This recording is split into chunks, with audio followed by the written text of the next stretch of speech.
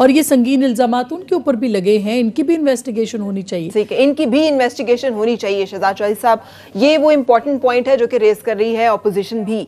आपका क्या ख्याल है कि पाकिस्तान तहरीक इंसाफ की हुकूमत जो है इस तरह की बातों से कैसे निपट सकती है, और क्या तरीका होना चाहिए हुकूमत का कि वो अपने ऊपर भी आंच ना आने दे और अपने ही बुलंद किए हुए नारे जो हैं उनके ऊपर पूरे भी उतरे? देखिए, एक तो पहले उस पे कमेंट कर लूँ कि ये जो आपने बात की कि आपस में सब झगड़ रहे हैं इस वक्त और इल्ज़ामात की सियासत चल रही है, तो ये इल्ज़ामात से ज़्यादा मेरी समझ में ये बेबसी की सियासत है। ये बेबसी की सियासत तीनों तरफ से है।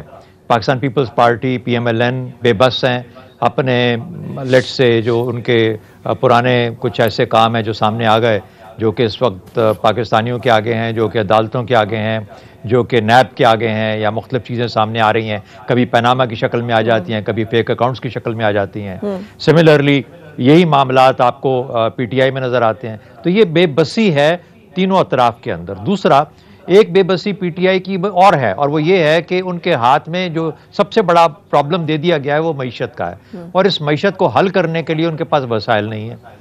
यानी ये मुल्क ये नहीं कि ये PTI की वजह से ख़राब हो गया, बल्कि ये तो जिस हालत में दिया गया है वो इतना लागर और बिल्कुल आखिरी सांसों पे था ये जो मईशत थी, कि उनके पास सिवाय उसको एक इमरजेंसी मनूवर को और लॉन्च करने का कोई तरीका, तो इसलिए उनके पास भी कुछ करने, उनके हाथ में भी कुछ नहीं है, करने के लिए कुछ नहीं है। तो बेबसी की सियासत पहली है। लेकिन जो पॉजिटिव चीज़ हो रही है वो ये हो रही है कि कम से कम पाकिस्तान में पहली मर्तबा लोगों को यह एहसास हुआ है कि 70 साल में उनका जो पैसा है, ये जो पैसा हुकूमतों के पास होता है, पहली बात ये उनका पैसा होता है, नंबर 2 ये पैसा खाया गया है, लूटा गया है, चोरी हुआ है और इसको फजूल खर्च किया गया और लोगों ने अपने अय्याशियों और अल्लाह में उसको इस्तेमाल किया है। और तीसरा ये कि इनको किसी न किसी तरीके से काबू भी किया जा सकता है, उसके लिए कानून अवेलेबल है। अब वो कौन सा कानून किस वक्त हावी होता है उससे हम सबको शिकायत होती हैं। कोई कहता है पार्लियामेंट के थ्रू जाओ क्योंकि आपको अच्छा नहीं लगता कि ये सुप्रीम कोर्ट इसमें इन्वॉल्व हो, लेकिन ना पार्लियामेंट करती है, ना FIA करती है, ना FBR करती है,